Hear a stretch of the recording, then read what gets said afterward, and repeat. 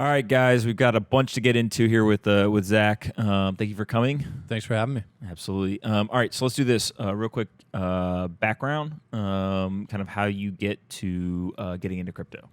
Sure. So I've worked at venture-backed tech companies for a while, most recently in the fintech sector, and I heard about Bitcoin at a meetup or some type of event, basically as an investment tip. This is 2015. Somebody was like, hey, it's come down from 1,000. It's going to change the world. You should buy some. So I downloaded the Coinbase app, bought a little bit of Bitcoin. It was around $300 at the time. A month later, it went up to $450, and I was like, "You're a genius," and I sold it. And that was it. That was it for another few months, and then it went higher up to 700. I'm like, "You're an idiot." I bought back in. I started getting really, really just personally interested and intellectually curious about what was going on with Bitcoin, with blockchain. I learned about Ethereum in early 2016. I was fortunate to, invest in that project pretty early. And at a certain point, my girlfriend said, "You need to stop talking to me about this because you're talking about it all the time and I'm not that into it." So I started going to meetups here in New York City. And I watched the crowd at these meetups change from being computer scientists and kind of the super early anarchist type Bitcoin adopters to some venture capitalists, some more entrepreneurs, some Wall Street guys, especially around the time early last year when the Enterprise Ethereum Alliance got announced. And at a certain point, I just decided that I needed to get involved. And then I had an experience with a bank, which was basically a light bulb moment for BlockFi, where they were not happy that I listed Bitcoin and Ether on a financial statement that I submitted to them. And so, here we are. Absolutely. And so as you're going to the meetups and all that stuff, walk through kind of the fintech experience, right? But so pre-crypto, what were some of the things that you were interested in or working on? Yeah, so I was working in the online lending industry, and there's a couple of really interesting parallels from the online lending industry into what's happening in the crypto world. I started in the online industry pretty early in its incarnation, which is kind of 2010 to 2012. And the thinking at that time was, this is going to overtake the banks. Peer-to-peer lending is the way the economy is going to be driven. This is coming out of the financial crisis, and we're going to completely disrupt the world. Every conference was sold out. Everybody was just so pumped. And the industry shifted over time. First, it switched from being peer-to-peer to being primarily institutionally funded. So this whole, screw Goldman Sachs idea went out the window as soon as Goldman was willing to write a check to these companies and fund their business.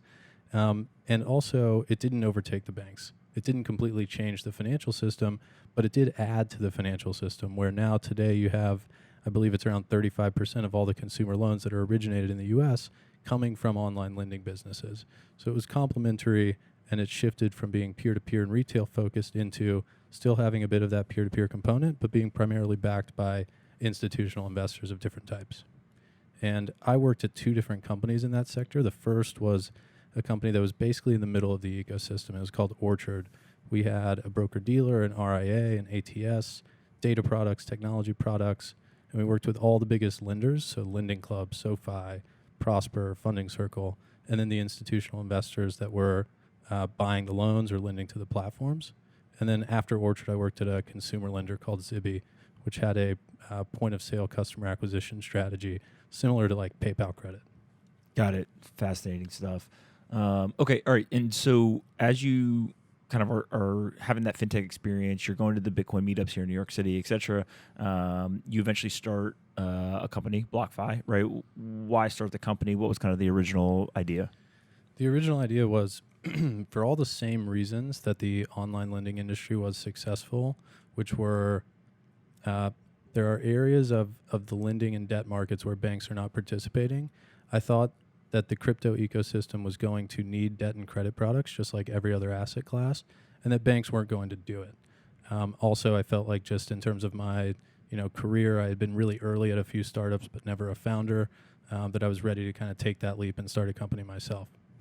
Got it. Very, very cool. All right, so I don't think that very many people understand what we're talking about when we talk about lending, especially in the crypto space. So let's go kind of through the lending 101, right? So asset-backed lending, describe kind of how this works in crypto in terms of what is the collateral, what is the loans, what LTV, etc.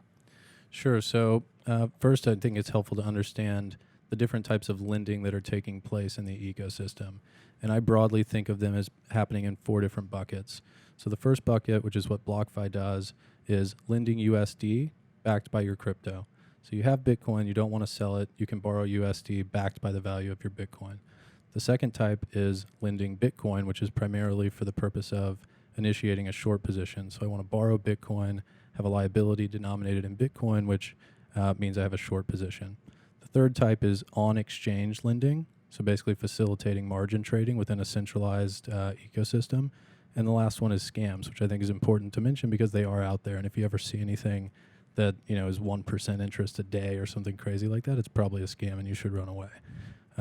BlockFi operates in that first bucket, so being able to borrow USD backed by your Bitcoin or Ether, which are the 2 assets we support now. And the way it works is very similar to a home equity line of credit or a securities-backed loan. So let's say you have $10,000 worth of Bitcoin. Today with BlockFi, you could borrow up to 35% of that value in USD. So you post your Bitcoin as collateral, we wire $3,500 to your bank account, and then you make monthly interest-only payments throughout the duration of the term with a bullet of principal or the option to refinance at the end. Got it. And so right now you guys are doing 35% LTV or less, right? And then what's that term life look like? So right now we're going out to a 1-year term, and there's no prepayment penalty. So a lot of our clients use it for shorter durations. The reason it's a 1-year term is twofold. First, it's more attractive to institutional counterparties who want to finance these assets to have a shorter duration. Second, we think that for our customers' benefit, costs and interest rates are going to come down dramatically over time for this type of borrowing, probably pretty quickly. And so locking yourself into a 3-year, 5-year, 10-year duration type loan at current rates isn't the best thing to do. Got it. Okay. And so when somebody posts collateral, what they're doing is they're over collateralizing the loan, right? So if I've got that $10,000, I'm giving you $10,000 worth of Bitcoin, you're giving me a $3,500 loan. Where does my $10,000 of Bitcoin go? So right now we are custodying via a partnership with Gemini. So we leverage their custody solution, which is highly regulated, never been hacked, used by lots of different institutional investors. They've got a cold storage set up where 95 or more % of the assets at any point in time are kept in cold storage. So we felt like it was better for us to partner there versus build, and we custody all of our assets with them currently. Got it. And so as I give you my $10,000 worth of Bitcoin, you've given me that loan, you put my assets into Gemini with the storage partnership. Walk through how you're managing the margin and actually even what that means, right? So how you actually are de-risking it from your end as that collateral is sitting in storage. Sure. So this type of lending is very, it's not very risky at all from a lender's perspective. There are some decisions that need to be made from our client's perspective in terms of whether these products are right for them. But the way it works is, so you have $10,000 worth of Bitcoin, we lend you 3,500 USD. If the price of Bitcoin drops 50% and the Bitcoin is now worth 5,000 USD, we have a margin call. What happens in a margin call is there's a 72-hour window where you can either add more Bitcoin as collateral, pay down the loan in USD, or take no action. If you take no action and then at the end of 72 hours, your loan-to-value ratio is still above that trigger level, we will initiate a partial collateral sale. And when we initiate a partial collateral sale, we basically take all of the proceeds to pay down the loan and rebalance the LTV ratio. Got it. And so that 70% LTV is a trigger, right, from a margin standpoint. So if I've posted my $10,000, all of a sudden I go from a 35% LTV to a 70%, you go ahead and give me that 72-hour margin call window. If the price of Bitcoin recovers and I get out of that 70% LTV, how is that handled? we're communicating with our clients on an automated basis and also via phone calls at every step along the way. But the way it's handled is you wouldn't need to do anything. You would get a notification saying, the price has moved up to X, your LTV is now X, and you're no longer in the margin call. Got it. Okay. And so when you go to actually have that partial liquidation, right, to kind of relieve the margin there, are you guys doing this on exchanges through OTC? Like, walk me through kind of you've managed the margin, right, and now you're in a position where somebody's taken no action, and you've got to actually do that partial sale. How do you actually execute that? So we've fully automated all of the process from customer communication to margin call issuance to liquidation if needed at the end of the 72-hour window. And we do it on exchanges currently. We like to be connected to places where we can trade 24/7 real time via an API. But over time, that might evolve a little bit as our portfolio gets larger. We might start working with OTC desks. We might start looking at different ways that we can hedge and lock in large amounts of liquidity if we need it ahead of time, or at the time where we need to initiate partial collateral liquidations. But in practice, so far, even through a bear market, so we've been lending since January, most of our clients are curing their margin calls. So what we found is that while we have this, fully automated, robust risk management system that can sell collateral if needed, it hasn't had to happen in practice that much. Most of our clients are responsive. They're either paying off their loan or telling us ahead of time, hey, sell a little bit and pay off the loan, or adding more collateral. So while we have had a high rate of customer notifications, we've had a very low rate of margin call initiations and an incredibly low rate of partial collateral sales. Got it. And so let's talk about kind of the psychology of a crypto borrower, right? So I've got crypto, I posted as collateral, you're giving me a USD loan. Why am I doing that?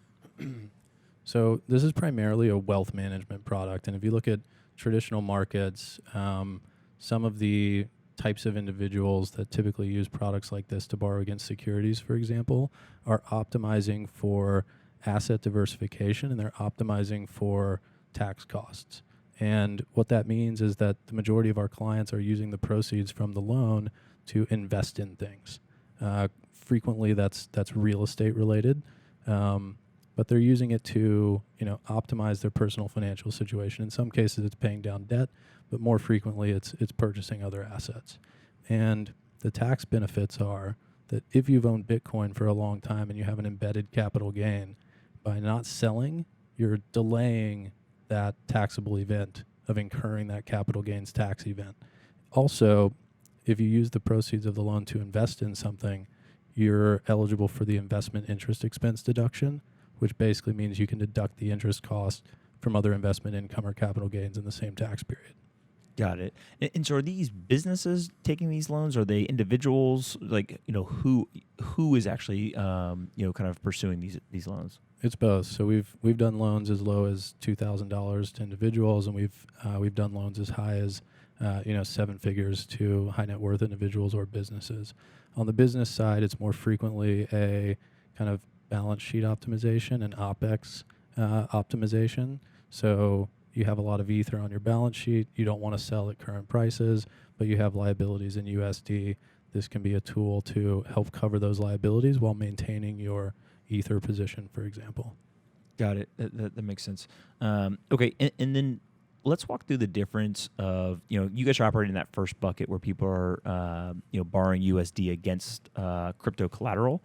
Walk me through kind of the other two buckets. Well, scams are self-explanatory, but let's go into, kind of when people are either borrowing Bitcoin or that third bucket. Yeah, so in the borrowing Bitcoin bucket, companies like Genesis Capital have done a really good job of enabling that. It's a kind of critical market function to be able to borrow these assets. There's really two use cases. One is if you're trading, you want the ability to go short.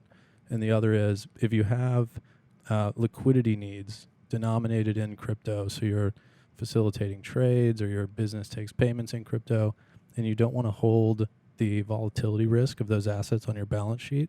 If you borrow them rather than just hold them, it's a kind of better way to manage risk. So Typically, it's collateralized by USD. In some cases, it's not. So if you want to short Bitcoin, let's say you need $100,000 worth of Bitcoin to go short, you'll have to post, maybe 120,000 USD. And then the interest works the same way that it works on the USD borrowing side. Got it. And the thought process there is the psychology is very similar, right? Basically, I have an asset and I need a different asset. I don't want to actually just outright purchase it. I just want to borrow it for some predetermined amount of time. And so whether you're using US dollars to get access to crypto or using crypto to get access to US dollars, it's a very similar mechanism. It's just the individual needs are a little different. Similar mechanism, but the use case is completely different. When you're borrowing USD backed by Bitcoin, you have a long Bitcoin position that you want to maintain. When you're borrowing Bitcoin backed by USD, you're bearish and you want to short Bitcoin. Yep, makes sense. All right, so let's zoom out here and talk about just crypto in general, right? What's going on with kind of Bitcoin and the prices, the Wall Street, kind of banks all looking at this? How does all of this play into, you guys as a financial service in the crypto space? So our addressable market is ultimately a derivative of the total crypto market cap. So we are kind of bulls by design of our business, and we want the ecosystem to grow. My personal view is that everything that happens, whether it's on the regulatory front in terms of adoption or on the institutional investment front or with new institutional type structures being created like the BACT program, all of that is very, very good. The more this ecosystem gets connected to the traditional financial ecosystem, the stronger it is long term, and I think bigger the market will get long term as a result. So, my personal view is that we're still just in kind of a blow off period. I think we are seeing a decoupling of Bitcoin from other assets. I think that trend will probably continue at least for a little while. And I think that a year, 2 year, 3 years from now, I don't know the exact time frame, but we'll be looking at, $500 billion to $1 trillion market cap somewhere in that window. Got it. And do you think that Wall Street just looks at this as another asset class? Do you think that they are looking at this as, everything's going to be tokenized, or where do you really think they see it? Right? Because crypto is pretty obvious. Crypto wants the validation, sophistication, and kind of sustainability that Wall Street brings, right? You see this in the ETF, you see this in the banks coming in, et cetera. But flipping the table around, how do the banks actually look at crypto? I think the vast majority of them are still scratching their heads and not really looking at it. Some of the fast movers understand it probably a lot more than they get credit for. I think they're looking at Bitcoin as a digital gold use case. I think they're looking at blockchain technology as potentially something that they can get value out of, but more so right now kind of a good way to do innovation theater within their innovation labs and say, we did a blockchain trial of something and it's great, but we're not actually going to use it. I don't think they are thinking too much about tokenized securities, and they're certainly not thinking too much about the utility token model or anything further downstream. I think they understand it. I just don't think it's top of mind relative to crypto. I think they're thinking about Bitcoin, and they're maybe thinking about what types of products they can create in general for the asset class that will be relevant for their clients. Got it. I've never heard an innovation theater before. That's pretty good. All right, so let's go kind of further in the tokenized security side. So if you think of Bitcoin, right, it is a tokenized or a digital currency, right? And so there's 4 asset classes you can own: stocks, bonds, currencies, commodities. Obviously, Bitcoin is a version of a tokenized or digital currency. Tokenized securities, kind of in general, are just the stocks, the bonds, the commodities, et cetera, that could be tokenized. How does that play out from the lens of lending, right? Is that something that, eventually a lot of these lending businesses will be able to use as collateral, or is it a similar mechanism? What do you guys think there? So we think that we may become an issuer of fixed income type tokenized securities. So think of being able to get exposure to the cash flows that are produced from the lending activities that BlockFi does, via a fund that maybe is tokenized. We see that as being a product that will be a valuable diversification for us over time on our platform. It's not a near-term priority, but we're kind of watching how liquidity and structures and fundraising evolves in the tokenized security market pretty closely. As it relates to other tokenized securities, I come from this world where there were all different types of crowdfunding companies, and I actually think that access in markets like the U.S. is really, really strong. What I think is interesting is how do you give access to people in other markets, and it could even be to the most traditional investments out there, like an S&P 500 ETF. Can tokenization facilitate someone in a market as a retail investor who isn't able to buy that ETF right now to be able to purchase it? I think that use case, rather than the, let's tokenize an asset that doesn't have a lot of demand in the traditional world, is stronger than, let's tokenize an apartment in Brooklyn. Like people can get exposure to that right now. How do you bring something that people don't have exposure to today into the market? And those are the areas that I think will be the biggest. Got it. And so as you think about lending against these tokenized securities, right? I think it remains to be seen how liquid those markets are, how quickly they develop, is the infrastructure there, et cetera. Today, you guys only lend against Bitcoin and Ethereum. There's obviously 1,000+ other digital assets. Why not lend against those? From a risk modeling perspective, we can look at everything. The biggest inputs to our risk models are liquidity, and that's by far the most important, and then volatility as a close second.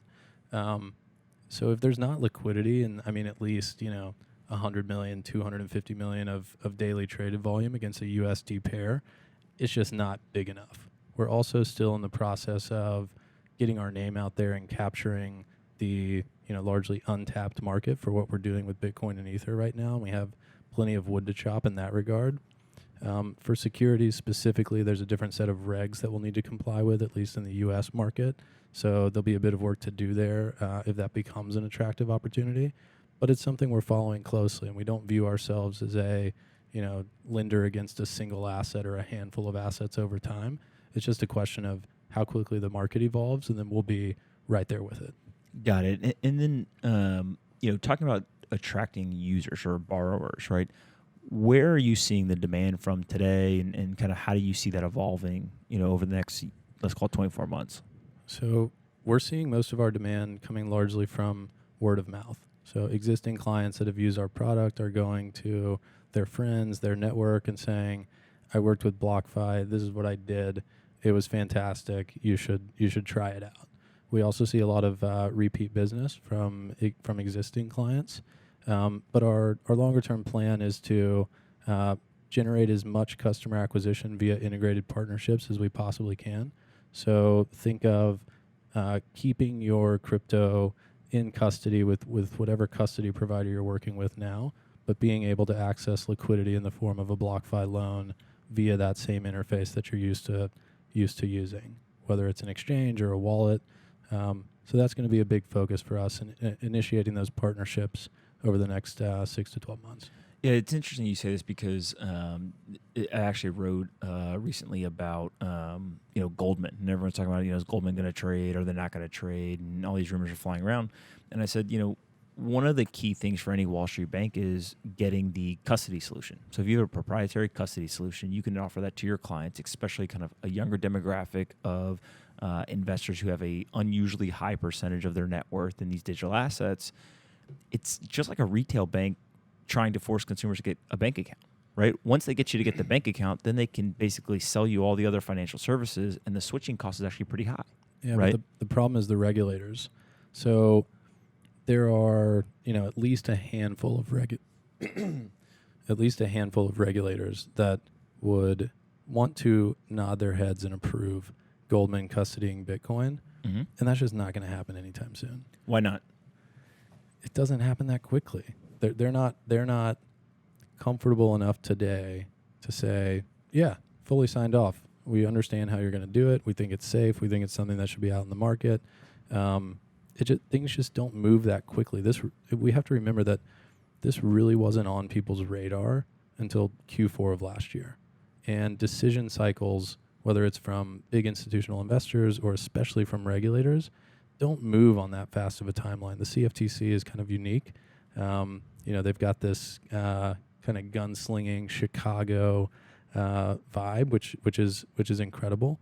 But different parts of the market on the institutional investment side, and certainly on the regulatory side, just they don't move that quickly.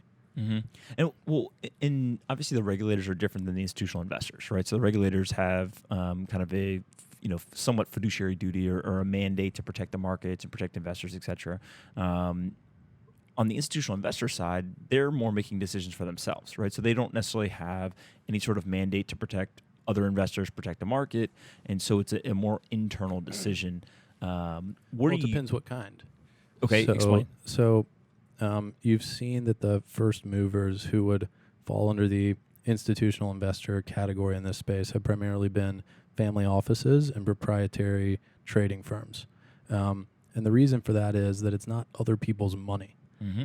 Family office, it's a family's money. We can be pretty quick and nimble. Proprietary trading firm, it's our own capital. We trade with it regulatorily. They're both kind of light touch asset management models.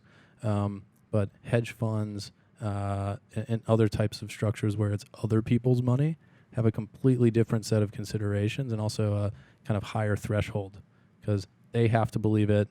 A bigger investment committee has to believe it. And then their investors have to believe it because otherwise they'll, lose the assets that they're managing or potentially lose their jobs. So I think you'll see a progression from family offices and proprietary trading firms to more asset management groups over the next 6 to 12 months also getting involved in the space. Absolutely. And what about the endowments, pensions, foundations, sovereign wealths, I think kind of the middle ground, right? So you've got the family offices, proprietary traders who, are relatively small in size in general. And then on the other end of the spectrum, you've got the large banks that have, multiple billions or trillions of dollars of assets. But in the middle there, you've got, those endowments, pensions, foundations, et cetera. What's kind of the general sense that you're seeing there? Endowments and pensions and foundations, I think, are on the slower moving side. Sovereign wealth, I think it depends on which sovereign wealth group you're talking about. I don't have a ton of exposure to that market at all. I've primarily worked with family offices, banks, specifically asset managers on the credit or alternatives side of the world.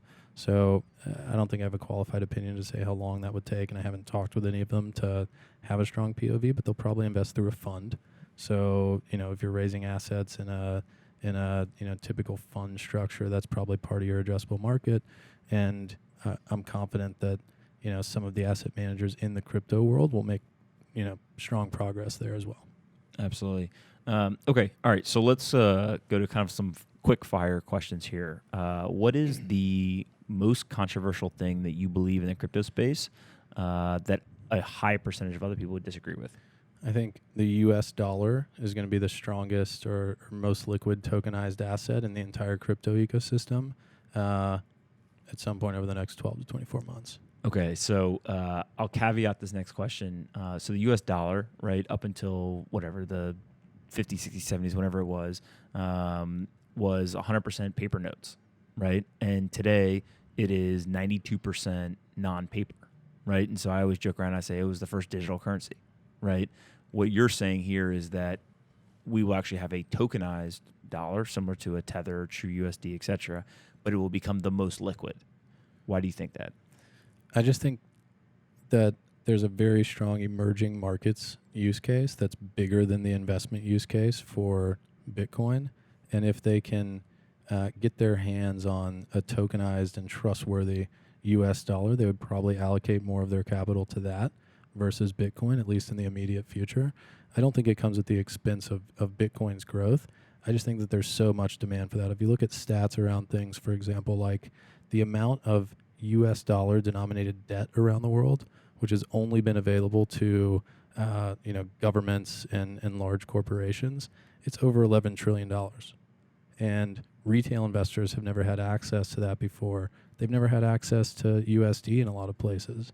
So the ability to hold USD in the same kind of relatively private and secure way that you can hold Bitcoin, I think is huge. And then from BlockFi's perspective, the ability to get access to dollar-denominated debt, even if you're not a huge government or a huge corporation, is equally huge and adds so much to the utility value of Bitcoin and other crypto assets. Absolutely, and really, what you're talking about here is, so take Venezuela is the classic example. You've got people on the ground who are living through this hyperinflation that's driven from government monetary policy decisions, et cetera. And what you're saying is today, as these individuals are going into digital assets, mainly Bitcoin, right? We see with the kind of transaction volume, exchange volume, et cetera. You're saying that they would, in many cases, rather go into a stable store of value like the digitized or tokenized US dollar rather than Bitcoin. Doesn't mean that it necessarily hurts Bitcoin as much as it's just that's what actually is going to solve the problem on the ground for those individuals at the time. Yeah, I mean, put yourself in their shoes. What would you want? Mm-hmm. I mean, Bitcoin was down, 15% yesterday, 10%, whatever the numbers are. It's not a knock on the merits of owning Bitcoin. I'm a huge Bitcoin bull. But if you're in that situation, what do you think you would want? I would absolutely rather hold the dollar. It's just not as volatile. Mm-hmm. And really what ends up happening is it furthers this idea of every stock, bond, currency, commodity getting tokenized. And so, I always laugh and we permeate this anti-US dollar narrative all the time, right? I do it. Everyone does it in the crypto space. Some of it is just the psychological aspects of the crypto industry, but most people have almost a very high percentage of their net worth in dollars, right? It's not like everyone's just going immediately into just digital assets. And so, what you're describing is almost a halfway point, right? Of, hey, it's still dollar denominated or dollar backed, but it is a digital asset that you can still get all the benefits of, kind of the fractionalization, the movements, et cetera, of a digital asset. Yeah, I mean, I think we'll see broad currency market consolidation. So I think currencies that are kind of at the bottom of the list in terms of size will get knocked off as a result of the digital asset ecosystem continuing to grow. But when it comes to the dollar specifically, and I have a huge amount of bias here because I'm born and raised in the U.S. and live here, two things. One, I think it's really, really scary to think about how a global dollar unwinding as a reserve currency would work. The global economy runs on the dollar.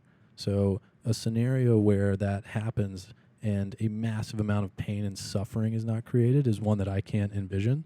And the second thing is that I actually think that the capital markets system and the system behind the US dollar is the best thing that the world has ever seen when it comes to storing value and creating a currency.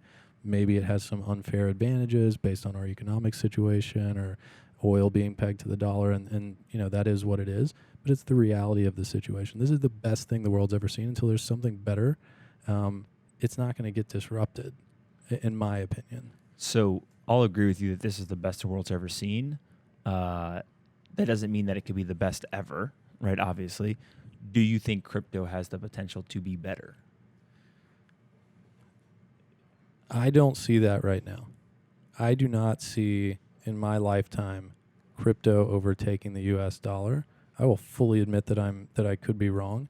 I see Bitcoin and other crypto assets having a massive impact on the world and growing many, many, many multiples above what they are today. But I don't think that 30 years from now we're going to say, oh, Bitcoin has a bigger total market cap than the US dollar. I don't see it.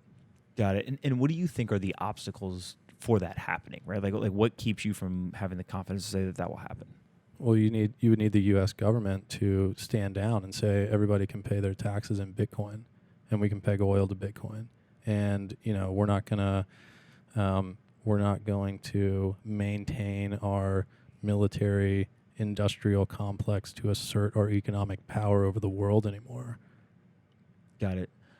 In really, the government, I think the first step to even getting to that point would be they've got to say, you can pay your taxes in Bitcoin, right? So it's not just saying, hey, no longer is the US dollar accepted or something like that, but they've just got to accept them as coexisting with each other. And then once you get the coexistence, then, the market should determine which is better, right? Yeah, I mean, absolutely. Absolutely. I struggle to see it in the U.S. I think it could happen in other markets. I just struggle to see it in the U.S. And it scares me a little bit because I don't think it's a pretty picture. I tend to agree with you that the world chaos that would ensue from the unwinding of the U.S. dollar would be something that, frankly, no one could imagine. We actually don't want that.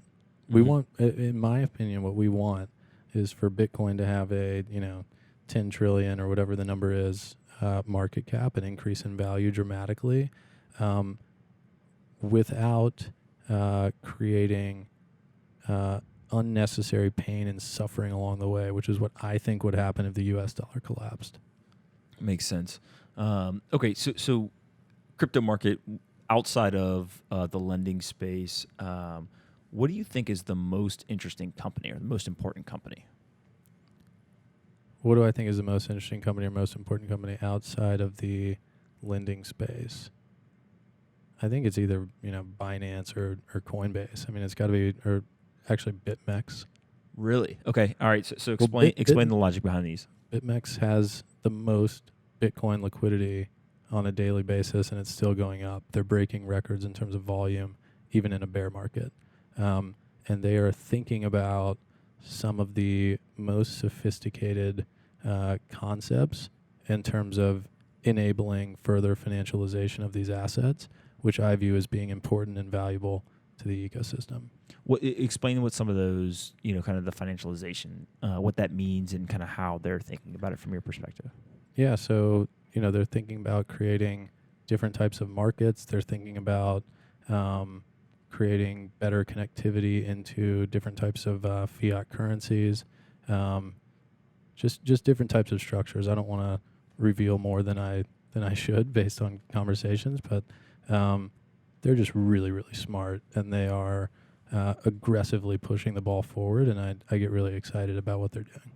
Got it. That makes a lot of sense.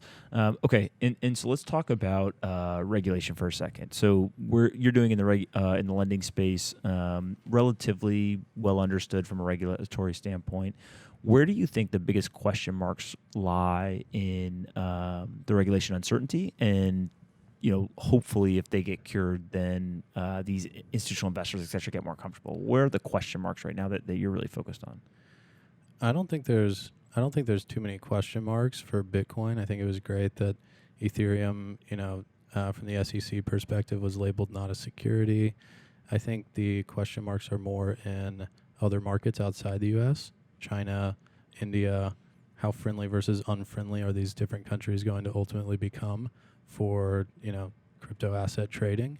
But I actually think the U.S. has done a really good job so far of not stifling innovation while trying to stamp out, really bad activity and fraud. Biggest regulatory question mark that probably exists is Ripple a security? But for the entire market, I don't think there's too much stuff that's threatening from a U.S. perspective at this point. Yeah, it's funny you bring up Ripple because I think that there's really heated opinions on both sides, right? And people kind of dig their heels in on that one specifically. You can reveal your opinion or you don't have to, but walk us through kind of why, what is the question mark around Ripple being a security, right? So kind of what's the argument for and against it in terms of that one? Yeah, I mean, I don't even want to go down that rabbit hole. The question mark is just, is the SEC going to call Ripple a security or not? And yeah, I don't even want to go into it. Smart man. Okay, so on the lending side, the last question I have for you is today most of the lending seems like it's coming domestically. How does it play out in terms of lending internationally, right? How does this evolve over, let's say, next 24, 36 months? And how does that impact what you guys are doing at BlockFi? Yeah, so great question. We are just focused on the U.S. market today, but we're already seeing with zero marketing, around 40% of the traffic to our website and applications for loans coming from outside the U.S. As a result, we kind of moved up international expansion on our roadmap. From us, what you'll see first is the availability of international loans to corporations, and then second, targeted expansion into different international markets for consumers. Some of the things we have to think about there is like where we're going to take an approach like we did in the U.S., fully buttoned up, compliant with every single different regulation and fully licensed, versus a more Uber-esque approach. And that probably correlates with how developed the laws and regulations are in different markets. So in the UK, we're going to be fully licensed. In other markets, we may not be fully licensed. There may not be a licensing scheme that we could effectively put ourselves into. But you'll see us actively lending USD in a tokenized form outside the U.S. definitely before the end of 2019, probably in the first half of 2019. Got it. It's fascinating. And another thing that I've been thinking a lot about, so you can tokenize assets themselves, right? But now we're starting to see in a lot of these tokenized funds, right? So we've had a sponsor, BlockEstate, that basically a real estate tokenized fund, right? If I'm an LP in a fund, so basically my LP interest is held by a digital token, right? So my equity in the fund is that digital token. Is there a difference between holding, let's say, equity in a real estate building versus equity in the fund? And from a lending perspective, it's the same mechanism because it's a digital asset, but how do you think about underwriting risk, right? So not just the LP interest in a fund, but across all these asset classes. How do you actually underwrite that risk? Well, there's definitely a lot of differences there. So an LP interest in a fund is a lot different than direct ownership of a building, and it's going to be on a case-by-case basis in terms of how that fund is structured, whether or not it's diversified, what redemption rights you have, what lockup periods there are, how much demand there is from external investors to participate in the fund. So it's a bit case-by-case. One of the things I would just reiterate from earlier, though, is that as someone who invests in real estate directly and also on different crowdfunding platforms like Realty Shares and Fundrise here in the U.S., I think it's way more interesting if you can tokenize something that I don't have access to now. I can buy a diversified portfolio of commercial real estate in the U.S. I can buy individual homes in different markets. You know what I can't buy? Well, and one of the things here in the U.S. is that different markets have different cash-on-cash returns. And internationally, that's probably also true. You're taking some FX risk. But I think what's more interesting is how do you give emerging market investors exposure to those same assets that U.S. investors have exposure to already? And how do you give U.S. investors exposure to assets outside the U.S. that they don't have access to easily today? Absolutely. So it's a question of like, who's your audience? For sure. Who's your audience, and how is what you're giving them different than what they already have access to today? For sure. All right. So actual last question now is lending market in crypto today. What's the biggest challenges that are going to kind of present themselves over the next 12 months? I think it's just awareness. Everywhere we go, every podcast I'm on, we hear a lot of people say, we didn't know this existed. And I think that, companies like BlockFi who are doing things the right way, institutionally backed, really, professional teams and valuable products coming into the market, as more and more people understand that they exist, understand that they can get access to them, and that access is easy and it's really friendly from a customer and client perspective, the overall ecosystem gets stronger and more utility value is created for crypto assets as a result. Makes sense. All right. So everybody gets to ask me one question at the end. What question do you have? Yeah. So my question for you is, why are the haters wrong? I've followed you on Twitter for a little while. I'm a fan, but some people aren't. Why are they wrong? What are they missing? So I think that there's two things. One is there's a lot of people who they have no clue what we're doing. They have no clue how we see the world. And then I think two is anybody who gets a large audience, has a larger voice, immediately attracts both people who are excited and who aren't excited, right? And so one of the things that kind of cracks us up a lot of times is we can do something that asset managers have done for the last 30 years, right? I mean, literally exact, distribute research, whatever it is. And we will have people who say, this is incredibly helpful. Thank you so much for doing this. We will have, our clientele who will say, I've been looking for information like this. This is fantastic. And then we'll have people say, you guys are scam artists, right? And so, I think that I used to worry about that and kind of engage with it and kind of, you just, why do you have this negative reaction? You try to explain it, all stuff. Now I'm just, look, knock yourself out. Hope you have a great day, right? And so I think that are they wrong, right? I actually probably have a unique opinion in that.